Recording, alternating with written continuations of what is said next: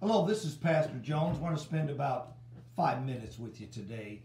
I started something last week in the devotional that I want to pick up and continue today as well. And the subject matter is something that unfortunately is one of the most, if not the important thing in regards to our walk relationship with God. And it is the most neglected. Yes, I'm talking about prayer. Talking with God, intercessing, spending some time at God's throne room, and making your requests known unto God. A great many people, tragically, in this 21st century of which we live, have stopped praying to God. You know why? Because they think that prayer doesn't work. I don't know if they've had prayers that didn't get answered the way they thought they should, or that it seemed like heaven was deaf to their cry. But my friends, there's some things about prayer that sometimes we just don't understand.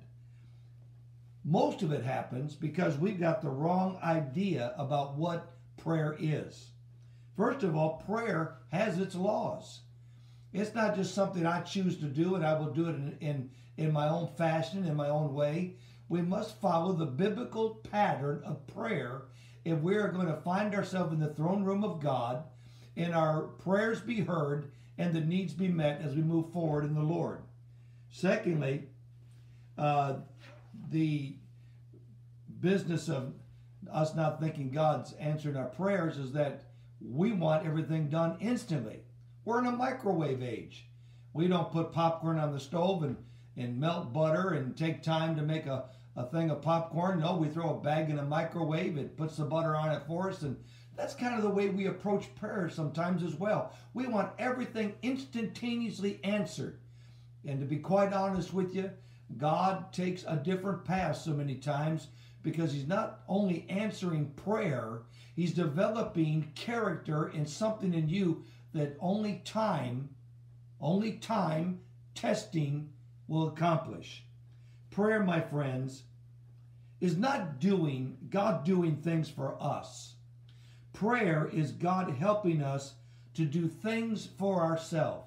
That's one of the biggest misnomers with people.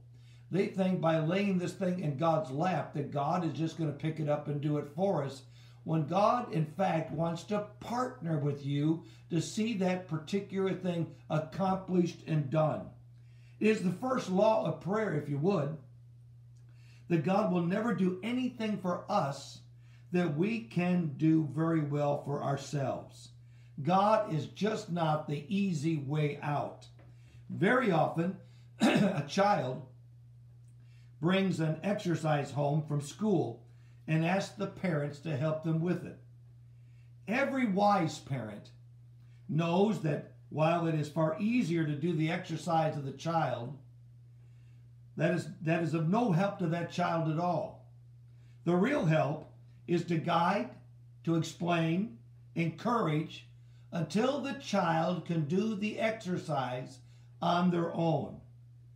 Prayer is not simply unloading all of our tasks on God. Prayer, my friends, is the means by which God enables you and I to do them for ourselves. And secondly, prayer does not change circumstances all the time. It changes us.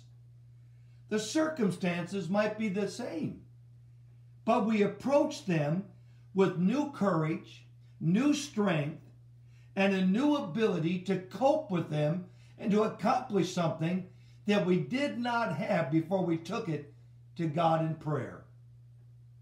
Epicurus said long ago that everything in this world has two handles.